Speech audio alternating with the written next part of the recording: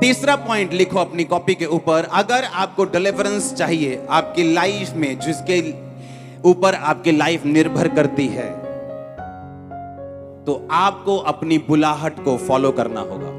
लिखो, आज मैं आपसे बात करूंगा अपनी बुलाहट को, अपनी कॉलिंग को फॉलो करना।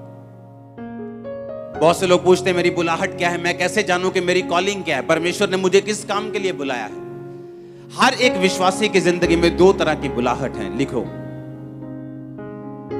हर एक विश्वासी दो तरह की बुलाहट से अपनी जिंदगी में से निकलता है, और बाइबल बताती है अगर वो अपनी दोनों बुलाहट को फॉलो करता है तो छुटकारा उसके परिवार में आता ही आता है, उसकी लाइफ को फॉलो करता ही करता है। 1% भी चांस नहीं है कि उसकी लाइफ में वो छुटकारा ना हो। समझ आई कि नहीं? तीसरा पॉइंट है कि आप अपनी लाइफ की कॉलिंग को अगर फॉलो करेंगे तो परमेश्वर आपको छुटकारा देगा, ऐसा बाइबल कहती है। और कॉलिंग दो प्रकार की होती है, बुलाहट दो प्रकार की है हर एक विश्वासी की जिंदगी में, जिसने बाद में चाहे प्रेरित बनना हो, चाहे पास्टर बनना हो, चाहे बिजनेसमैन बनना हो, चाहे उसकी लाइफ में कुछ और बुलाहट हो, जैसे परमेश्वर ने उसे एज ए डॉक्टर बुलाया हो, एज ए इंजीनियर बुलाया हो। हर एक व्यक्ति की लाइफ में दो बुलाहट हैं। वो किसी भी तरह की बुलाहट हो, वो दो प्रकार की होती है हर एक विश्वासी की जिंदगी में। और अब पहली तरह की बुलाहट को मैं आपके साथ शेयर करूंगा। हम पढ़ेंगे रोमियो 12 उसकी 1 और 2 आयत को अपनी स्क्रीन के ऊपर। उसमें लिखा, अब इसलिए हे भाइयों मैं तुमसे परमेश्वर की दया याद कराकर विनती करता हूं कि अपने शरीरों को जीवित, पवित्र और परमेश्वर को भावता हुआ बलिदान करके चढ़ाओ, यही तुम्हारी आत्मिक सेवा है। इस संसार के सदृश्य ना बनो, परंतु तुम्हारी बुद्धि के नए हो जाने से तुम्हारा चाल चलन भी बदलता जाए, जिससे तुम परमेश्वर की भली भावती और सिद्ध इच्छा अनुभव से मालूम करते रहो। परमेश्वर का वचन कहता तुम परमेश्वर की सिद्ध इच्छा, भली इच्छा और भावती इच्छा अनुभव से मालूम करते रहो। और उसने कहा कि अपने शरीरों को जीवित, पवित्र और परमेश्वर को भावता हुआ बलिदान करके चढ़ाओ, यही तुम्हारी आत्मिक सेवा है। उसने कहा पहली तरह की बुलाहट यह है कि तुम अपने जीवनों को, अपने शरीरों को जीवित, व्यभिचार से अलग, नशे से अलग, पाप से अलग, गालियों से अलग जीवित शरीर परमेश्वर को चाहिए। आपका ये पहली बुलाहट है परमेश्वर की। ये तुम्हारा शरीर नहीं कि तुम सूटे मारो इसके साथ, ये तुम्हारा नहीं है। किसका है ये? ये तुम्हारा नहीं कि तुम तंबाकू लगाओ इसके साथ। किसका है ये? वो कहता तुम अपने शरीर को जीवित दो मुझे, पवित्र दो मुझे, और परमेश्वर को मन भावता हुआ बलिदान करके दो। किसको देना है? अपने शरीर को। कैसा देना है? कहता जीवित, पवित्र और मन भावता हुआ, जैसे परमेश्वर को, जैसा परमेश्वर को भाता है वैसा तुमने परमेश्वर को अपने शरीर को क्या करना है? बलिदान देना है, और परमेश्वर को अपनी बॉडी दे देनी है। ये तुम्हारी आत्मिक सेवा है, ये तुम्हारी पहली कॉलिंग है। जब तुम मसीह में आते हो, परमेश्वर तुम्हें ये नहीं बताता कि मैंने तुम्हें एक पास्टर होने के लिए, या एक बड़ा जन होने के लिए, या एक बड़ी बिजनेस में आशीष देने के लिए चुना है। पहले वो तुम्हें यही कहता है कि तुम अपने शरीर को जीवित करके, मन भावता करके और पवित्र करके मुझे सौंप दो, ताकि जो असली बुलाहट में मैं तुम्हें लेके जाना चाहता हूं मैं लेके जा सकूं। समझ आई इतना कि नहीं आई? उसने कहा यही तुम्हारी आत्मिक सेवा है कि अपने शरीर को जीवित करके और मन भावता करके और पवित्र करके मुझे सौंप दो। यही तुम्हारी क्या है? आत्मिक सेवा है। अगर परमेश्वर ने यह सोचा हुआ है कि आपका छुटकारा वो तब करेगा जब आप उसकी सेवा को फॉलो करेंगे। मेरा छुटकारा तब हुआ जब मैंने सेवा को फॉलो किया, जब मैंने मिनिस्ट्री की, जब मैंने सेवा की। ये मेरी बुलाहट थी, मेरी बुलाहट थी सेवा करने की, लोगों के ऊपर प्रार्थना करने की। और जब मैंने इस बुलाहट को फॉलो किया तब मेरी लाइफ में पूरा छुटकारा हुआ। चाहे मैं 40-40 रोजे रख के कितनी बार रोता रहा, मांगता रहा, प्रार्थना करता रहा, प्रभु के साथ नाराज भी होता रहा, प्रभु को भेंट भी चढ़ाता रहा, क्रूसेड्स करवाता रहा, मीटिंग्स करवाता रहा, बोता रहा, सब कुछ करता रहा, लेकिन परमेश्वर ने कहा ये सब बातें ठीक हैं, ये तेरी हेल्प करेंगी आगे बढ़ने में, लेकिन तुझे मेरी पूरी बुलाहट को फॉलो करना पड़ेगा अगर तू मेरी जिंदगी में, अपनी जिंदगी में चाहता है कि मैं तुझे संपूर्ण छुटकारा दूं जैसा तू चाहता है। लेकिन बात यह है कि परमेश्वर आपको छुटकारा नहीं दे सकते और आपको दूसरी बुलाहट जो परमेश्वर की आपकी लाइफ में है वो आपको नहीं लेके जा सकते अगर आपने पहली कंडीशन को पूरा नहीं किया है। तो अगर आपका शरीर मन भावता हुआ बलिदान करके आपने परमेश्वर को नहीं चढ़ाया हुआ तो वो आपको दूसरी बुलाहट में नहीं लेके जा सकते। अगर आपने 8वीं क्लास पास नहीं की तो आपको 9वीं 10वीं में नहीं लेके जा सकते। बहुत से लोगों का छुटकारा नहीं होता क्योंकि उन्हें मालूम नहीं मेरा छुटकारा होगा कैसे, मेरा हस्बैंड शराब पीता है मेरा छुटकारा कैसे होगा, मेरे बच्चे नशा करते हैं मेरा छुटकारा कैसे होगा, मेरे को फाइनेंशियल ट्रबल है मेरा छुटकारा कैसे होगा। छुटकारे के लिए आपको प्रोसीजर फॉलो करना पड़ेगा। क्रिश्चियनिटी जो लाइन है ये शॉर्टकट की लाइन नहीं, आपको हर एक कोर्स को फॉलो करना पड़ेगा, हर एक लाइन को फॉलो करना पड़ेगा और परमेश्वर आपके साथ होंगे। अब जब मुझे मालूम है कि परमेश्वर ने मुझे एक काम करने के लिए बुलाया है तो मुझे क्या करना है, मुझे पहली बुलाहट पूरी करनी है कि सबसे पहले अपने शरीरों को मन भावता करके, पवित्र करके और जीवित करके मुझे परमेश्वर को सौंपना होगा। कहता यही तुम्हारी आत्मिक क्या है, तुम्हारी सेवा है। कहता तुम्हारे बुद्धि के नए होने से तुम्हारा चाल चलन भी बदलता जाए। और बुद्धि नई कैसे होगी, जब हम अपने शरीर को वचन के आगे सौंप देंगे। हम रोज परमेश्वर का वचन पढ़ेंगे, हमारी बुद्धि नहीं होती जाएगी। जब बुद्धि नहीं होती जाएगी चाल चलन बदलता जाएगा और जैसे ही हमारा चाल चलन उस लेवल पे आ जाएगा परमेश्वर आपको दूसरी बुलाहट से बुला लेंगे, आपसे अपने काम लेना शुरू करेंगे और छुटकारा आपके पास होगा जो आपको चाहिए। आपको कितनी जरूरत है हीलिंग की, आप कितना रोती हैं, कितना तड़फती हैं, इस बात से आपकी चंगाई नहीं होगी। दुख के हिसाब से चंगाई नहीं होती। बाइबल में हमें लगता है 45 साल से मेरे बच्चा नहीं, अब मैं चर्च में आ गई हूं अब तो होगा, ये मायने नहीं करता कितने साल से नहीं हुआ। हन्ना जब बच्चा नहीं होता था तो अपने पति को बोलती थी मैं तेनू नहीं बुलाना, आज तो मैं नहीं रोटी खानी। वो बोलता था मेरा कसूर क्या है, मेरी दूसरी पत्नी के, पुराने टाइम में एक से ज्यादा पत्नियां होती थी, वो बोलता था दूसरी पत्नी के है तेरे नहीं, अगर यहोवा ने तेरी कोख को बंद किया है तो मेरा क्या कसूर है, क्या मैं तेरे लिए 10 बेटों से 7 बेटों से भी अच्छा नहीं हूं। बाइबल कहती वो उसको दुगना देता था, हर चीज, हर ब्लेसिंग, पैसा, सपोर्ट, दुगना प्यार करता था, लेकिन फिर भी बाइबल कहती वो कुड़ती थी, खाना नहीं खाती थी, रोती थी, उसकी सौतन उसको चिढ़ाती थी, इतना कुछ ड्रामाबाजी घर में चलती थी, तब भी उसकी कोख नहीं खुली। और परमेश्वर के घर में जाके गई और बोली परमेश्वर अगर तुम मुझे बच्चा, बेबी बॉय दे, मैं तेरे भवन में वापस कर दूंगी। गर्भ खुल गया उसका।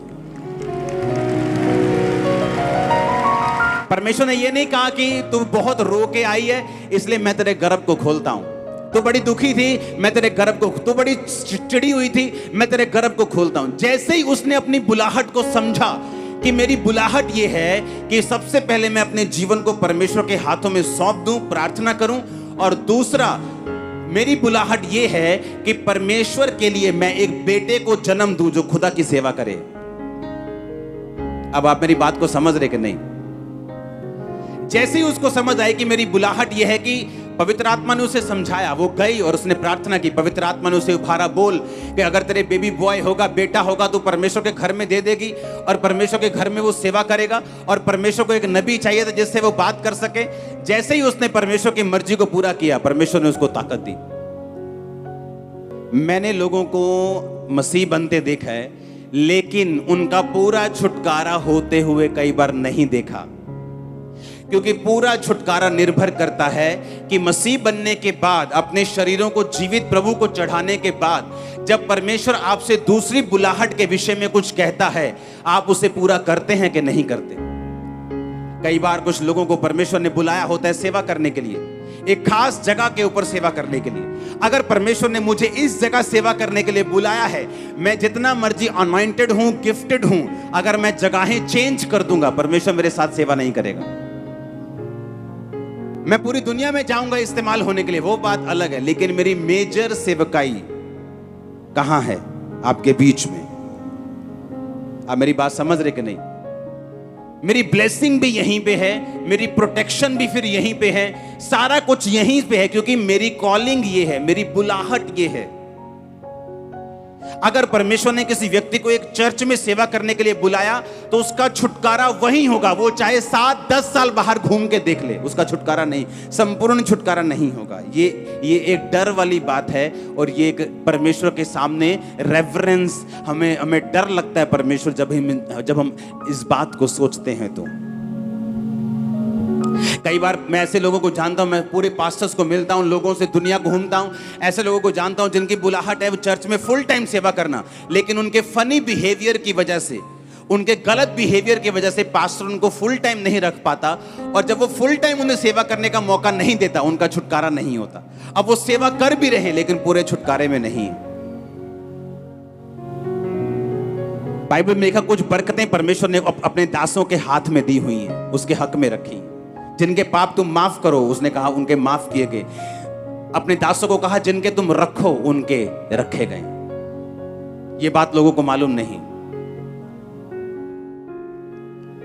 और जब एक आदमी अपनी बुलाहट को समझ जाता है कि मेरी कॉलिंग ये है, सबसे पहले परमेश्वर के साथ वफादारी, उसके बाद जो दूसरी बुलाहट है उसको कंप्लीटली फॉलो करना, ताकि परमेश्वर मेरी जिंदगी में संपूर्ण काम कर सके।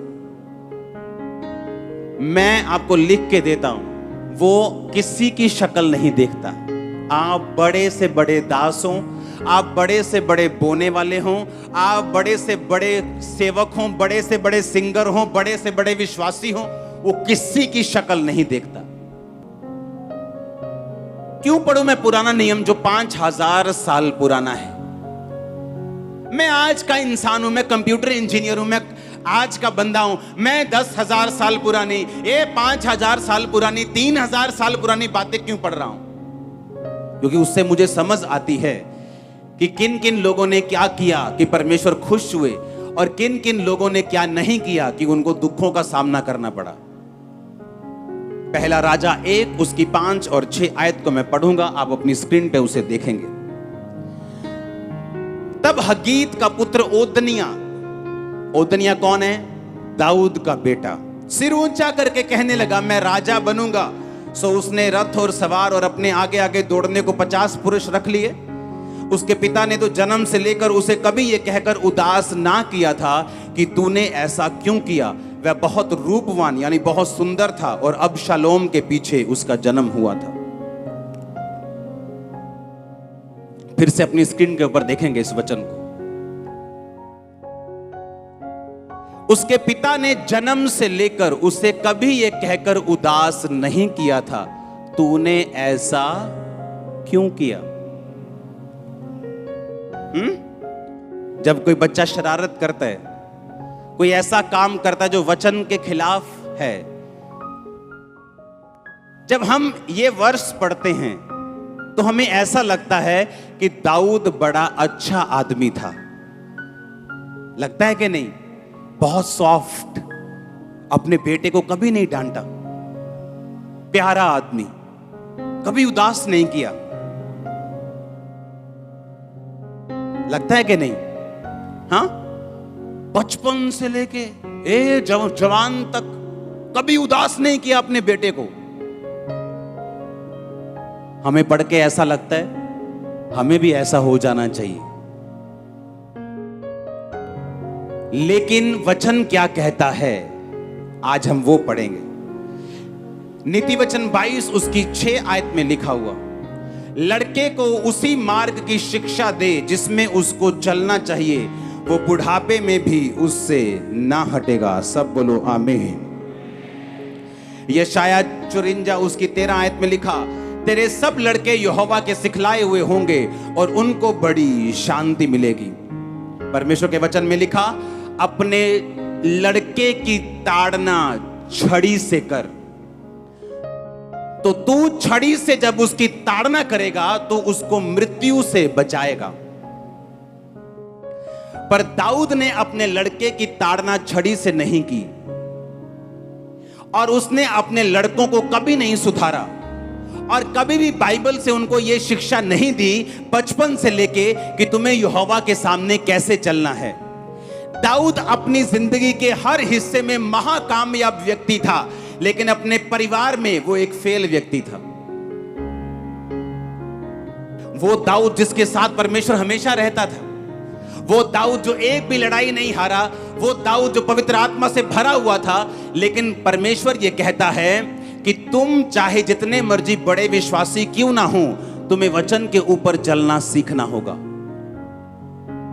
उसने अपने लड़के की ताड़ना कभी नहीं की, जबकि बाइबल कहती है अपने लड़के की ताड़ना छड़ी से कर।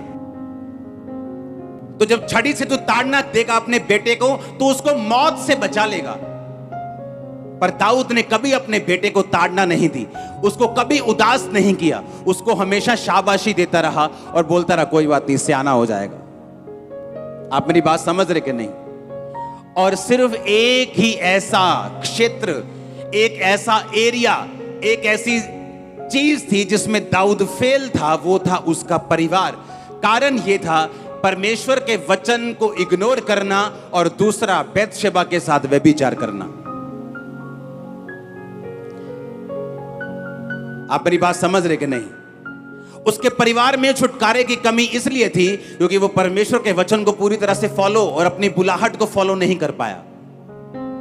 आप अपने बच्चों को समझाना नहीं चाहते, आप बोलते हो नहीं नहीं ये तो अभी जवान है, जवानी में गलतियां करते हैं। अरे जवानी में गलतियां नहीं करते, क्या जवानी क्या बुढ़ापा, गलती गलती है। आप उसको समझाते नहीं, आप कभी छड़ी नहीं उठाते और आप अपने बच्चों को नरक के लिए तैयार कर देते हैं। और जब वो बड़ा हुआ कहता मैं राजा बनूंगा, अपने बाप से सलाह तक नहीं की, कहता मैं राजा बनूंगा। और बाइबल कहती सब लोगों को गया, लेके गया प्रभु, एक बड़ा भोज दिया और अनाउंस कर दिया कि मैं इजराइल का राजा हूं। और बाइबल कहती जब सुलेमान राजा बनाया गया, ये ओतनिया मारा गया। काश इसका बाप इसे मारता छड़ी से तो ये मौत से ना मरता। और बहुत कम लोगों में ये फादर का हार्ट होता है जो लोगों को सही रीति के साथ सिखाना चाहते हैं, नहीं तो कोई ये सिरदर्दी लेना नहीं चाहता। हालेलुया।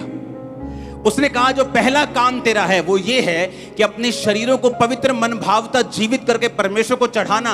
और तेरी बुद्धि नहीं होनी चाहिए जो बाइबल कहती है, तेरी बुद्धि उसके अनुसार होनी चाहिए, ना कि जिस हिसाब से तेरे परिवार, तेरे बूढ़े, तेरे दादा परदादा चलते आए, ना कि उस हिसाब से, बल्कि बाइबल के हिसाब से। आप मेरी बात समझ रहे कि नहीं? एक ही जगह दाऊद ने फेलियर देखा, वो क्या था? उसका परिवार। एक ही जगह उसने फेलियर को महसूस किया अपनी लाइफ में, वो कहां पर? उसके परिवार के ऊपर। क्योंकि दाऊद ने हर एक वर्ड को फॉलो किया, बस ये वचन उसने फॉलो नहीं किया कि अपने लड़के की ताड़ना छड़ी से कर। अपने लड़के को तभी सिखा जब वो बच्चा है, जब वो बड़ा हो जाएगा वो हटेगा नहीं। आज आपके बच्चे अगर चर्च में नहीं है पढ़ाई के नाम पे कि उन्होंने पढ़ना है, ट्यूशन है, तो आप उनको तैयार कर रहे हो कि जब बड़े होकर वो रिबेलियस हो जाएंगे, खुदा के खिलाफ हो जाएंगे, परिवार के खिलाफ हो जाएंगे, आप उनकी जिंदगी में कुछ नहीं कर सकेंगे। आज अगर एक 10 साल का बच्चा पाप को समझता है, पहले 20 साल का बड़ा पाप को समझता था। टाइम जैसे जैसे दिन बुरे होते जा रहे हैं, अंधेरे होते जा रहे हैं, फिर 16 साल का 15 साल का बंदा पाप को समझने लगा। आज 8 साल का बच्चा भी पाप को समझता है। अगर वो पाप को समझता है तो चर्च क्यों नहीं लेके आए तुम लोग? अगर वो समझता है पाप क्या है तो ये भी समझेगा वचन क्या है। अगर वो पाप को समझता है तो परमेश्वर को भी समझेगा। तो वो घर पे क्या कर रहा है? वो आज बीमार है, वो बात समझ आती है कि थोड़ा ठीक नहीं है, घर पे है, लेकिन अच्छा भला घर पे ये बात समझ नहीं आती। हमें वो करना होगा जो परमेश्वर का वचन कहता है। हमें पहली बुलाहट को फॉलो करना होगा और उसके बाद दूसरी बुलाहट परमेश्वर हमें भली भावती और सिद्ध इच्छा हमें अनुभव से मालूम होगी कि कहां पे परमेश्वर का आत्मा मेरे साथ रहता है। जब मैं इस जगह पे सेवा करता हूं, जब मैं ऐसे करता हूं, परमेश्वर का आत्मा मेरे साथ रहता है। जब मैं ऐसे परमेश्वर के साथ चलता हूं तो मुझे फ्लो फील होता है। जब मैं इस तरह से परमेश्वर के साथ चलता हूं तो मुझे महसूस होता है कि हाँ, मैं सही कर रहा हूं। कितने मेरी बात को समझ रहे हैं? और तब हमें मालूम होता है कि हाँ, हम परमेश्वर की दूसरी बुलाहट में एंटर कर चुके हैं। आमीन। आप चर्च में आते जा रहे हैं, अपनी जिंदगी परमेश्वर को आपने दे दी, अपने शरीरों को बलिदान करके परमेश्वर को दे दिया। धीरे धीरे आपको समझ आती है मुझे सुसमाचार देना है। धीरे धीरे आपको समझ आती है मुझे अपने अगुए के लिए 40 रोजे रख के प्रार्थना करनी, मुझे अपनी बहन के लिए प्रार्थना करनी, मुझे बीमारों के लिए प्रार्थना करनी। धीरे धीरे धीरे आप उस सेवा में एंटर करना शुरू और बुलाहट में एंटर करना शुरू कर देते हैं और वही छुटकारे का कारण बनती है। आमीन। और आप देखते हैं उसके बाद आपका फाइनेंस छूट रहा है, आपका शरीर हील होना शुरू हो गया, दुष्ट आत्मा पुरानी बात हो चुकी, शैतान जा चुके हैं, बीमारियां जा चुकी, स्ट्रेस खत्म हो चुका है, डिप्रेशन खत्म हो चुका है। आप अपनी लाइफ में फिर नोटिस करते हैं। आमीन। हालेलुया। हम कभी बाइबल पढ़ते हैं, हमें समझ नहीं आता कि यहां क्यों लिखा है कि दाऊद ने अपने बेटे को कभी उदास नहीं किया। हमें लगता है दाऊद बहुत भला आदमी था, हमें लगता है उसका नेचर बड़ा परफेक्ट था कि उसने कभी उदास ही नहीं किया अपने बेटे को। कितना अच्छा डैड था वो, कितना अच्छा फादर था। आप परमेश्वर से ज्यादा धर्मी नहीं हो सकते, आप उससे ज्यादा पवित्र नहीं हो सकते, आप उससे ज्यादा समझदार नहीं हो सकते। जब उसने शाऊल को बोला कि जा और अमालेकियों को मार दे, तो शाऊल ने उनको छोड़ दिया और वही अमालेकियों ने तुम परमेश्वर से आगे नहीं जा सकते। हालेलुया। तुम उससे समझदार नहीं हो सकते, तुम उससे अधिक धर्मी, उससे अधिक पवित्र नहीं हो सकते। जो वो वचन में कहता है तुम्हें करना है, तुम्हारा छुटकारा उसी में है। आमीन। हालेलुया। अपने हाथों को उठा, बोलो थैंक यू जीसस। ऊंची आवाज से बोलो थैंक यू जीसस। बोलो खुदाबंद ये वचन कि मैं तेरी बुलाहट को फॉलो करूं, मैं अपने शरीर को मन भावता हुआ बलिदान करके चढ़ाऊं, उसके बाद मैं वचन को पूरा करता हुआ दूसरी बुलाहट को, बाइबल कहती है, अनुभव से समझ लूं ताकि मेरा बड़ा छुटकारा हो, मेरी फैमिली का बड़ा छुटकारा हो। मैं तेरी हुजूरी में हूं, मेरी अगुवाई कर, मुझे गाइड कर। प्रभु यीशु मसीह के सामर्थी नाम में हम मांगते हैं। आमीन। आमीन।